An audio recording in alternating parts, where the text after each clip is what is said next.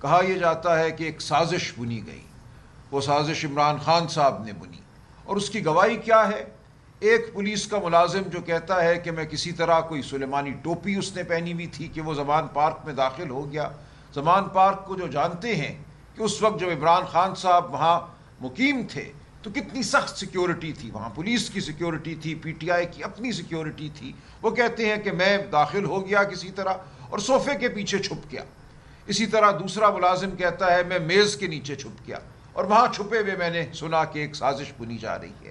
تو یہ ہے وہ مضحکہ خیز نوعیت کی گواہی جس کی بنیاد پر استخاذے کا پورا کیس جو ہے کھڑا ہے۔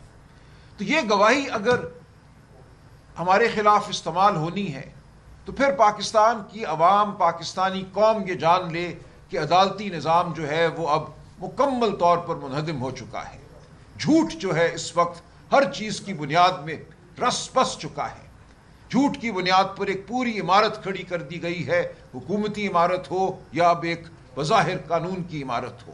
اس میں مذاق ہے، اس میں جھوٹ ہے، اس میں دھونس ہے اور کچھ بھی نہیں ہے۔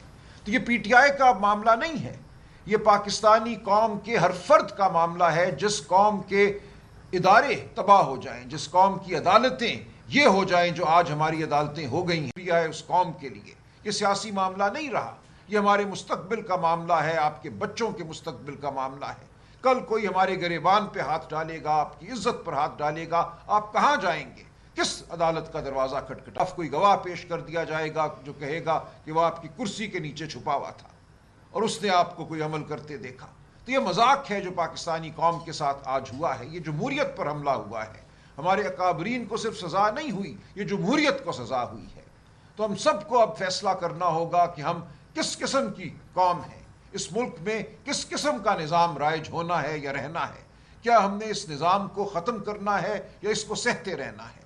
تو یہ ہماری گزارش ہے، ہم اسی لیے آپ کے سامنے پیش ہوئے ہیں۔ تفصیل سے قانونی نکات ڈاکٹر بابر اعوان صاحب بیان کریں گے، لیکن ہمیں یہ سوچنا ہے کہ اب ہم نے اس ملک کو کہاں لے کر